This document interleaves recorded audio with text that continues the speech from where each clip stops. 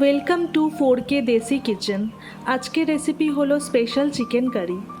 রেসিপির জন্য এখানে লাগবে 500 গ্রাম চিকেন, দুটো মাঝারি সাইজের পেঁয়াজ, লঙ্কা গুঁড়ো, হলুদ গুঁড়ো, টমেটো সস, সয়া সস, নুন, আদা রসুন কাঁচা লঙ্কার পেস্ট, কাসুরি মেথি আর কুচনো কাঁচা লঙ্কা। একটা স্পেশাল মশলা বানাবো, তার জন্য এখানে রয়েছে গোটা গোলমরিচ, গোটা ধনে, গোটা জিরে, মৌরি, শুকনো লঙ্কা আর গোটা গরম মশলা।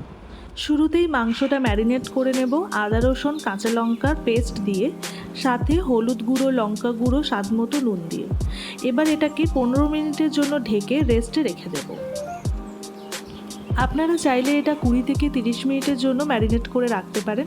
আমার কাছে যেহেতু টাইম কম ছিল, তাই আমি 15 মিনিটের জন্যই রেখেছি। এবার কড়াইতে সেই সমস্ত গোটা মশলা দিয়ে একটা স্পেশাল গুঁড়ো মশলা বানিয়ে নেব। সেটার জন্য আগে এটাকে ভালোভাবে ড্রাই রোস্ট করতে হবে। এটা পুরোপুরিভাবে রোস্ট হয়ে গেছে, আমরা নামিয়ে স্মুথ পাউডার বানিয়ে নেব। এবার কড়াইতে সর্ষের তেল দিয়ে তার মধ্যে 10-12টা কারি পাতা ফোড়নে দিয়ে দেব। এবার কারি পাতাটা যখনই চটর পটর আওয়াজ করতে শুরু করবে, তখনই কুচানো পেঁয়াজটা দিয়ে দেব।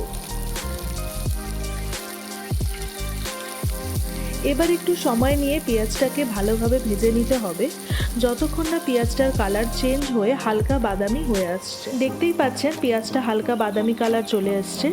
এবার সেই ম্যারিনেট করা মাংসটা পুরোটা এর মধ্যে দিয়ে হাই ফ্লেমে 3 মিনিট ধরে ভালোভাবে কষাবো।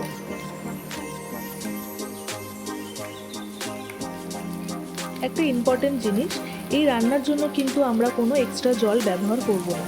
চিকেন থেকে যে জলটা ছাড়বে সেই জলেই পুরো রান্নাটা হবে, আর সেই জলেই চিকেনটা পুরো সিদ্ধ হবে। দেখতেই পাচ্ছেন চিকেনটাকে 3 মিনিট ধরে হাই ফ্লেমে কষানোর পরে চিকেন থেকে অনেকটা জল বেরিয়েছে। এবার আমরা ফ্লেমটাকে লো করে ঢেকে 10 থেকে 12 মিনিটের জন্য রেখে দেব। 10 মিনিট পর আবার ফিরে আসলাম।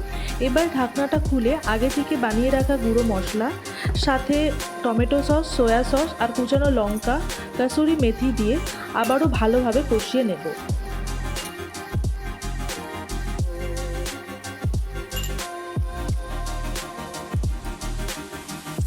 এক্ষেত্রে গ্যাসের ফ্লেমটা বাড়িয়ে ভালোভাবে কষাতে হবে। কিছুক্ষণ কষানোর পরে দেখা যাবে মাংসের মধ্যে একটা হালকা কালার চলে আসছে আর খুব সুন্দরভাবে মাংসটা সিদ্ধ হচ্ছে।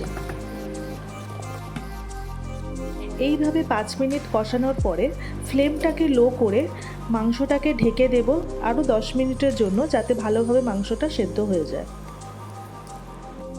10 মিনিট পর ঢাকনা খুলে গার্নিশিংয়ের জন্য ধনেপাতা কুচি দিয়ে রান্নাটা শেষ করব। Thank you for watching. Tata.